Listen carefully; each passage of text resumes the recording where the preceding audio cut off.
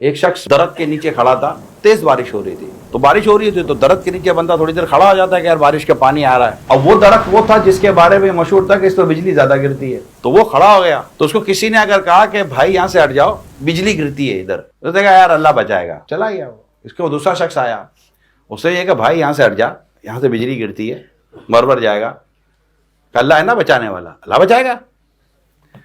تیسرا آدمی آیا، تیسرے آدمی نے بھی کہا بھائی یہاں سے ہٹ جا، یہاں یوں ہو جاتا ہے، کیوں اپنی جان خطرے میں ڈالتا ہے، اللہ ہے نا اللہ بچائے گا، وہ بچانے والا ہے، وہ راستے دکھائے گا. وہ بھی چلا گیا، تھوڑی دیر کے وہ بجلی گری، مر گیا. کسی نے کہا یار یہ اتنا بول رہا تھا اللہ بچائے گا اللہ بچائے گا، تو اگلے نے کہا صحیح تو بول رہا تھا، اللہ نے 3 بندے تو بھیجے اس کے پاس، اللہ پاک نے اس کے بعد 3 بندے بھیجے کہ میرے بندے یہاں سے ہٹ جا، یہاں بجلی گرے گی. یہ مانا ہی نہیں، سمجھا ہی نہیں. اللہ پاک اپنے بندوں کے ذریعے بندوں کی دستگیری فرماتا ہے، مدد فرماتا ہے، راستے بتاتا ہے. ارے نہیں کچھ نہیں ہوتا. کئیوں کو سگریٹ پیتے ہوئے منع کر دیتے ہیں، یار کینسر ہو جاتا، بھائی اس کو ہوا اس کو ہوا.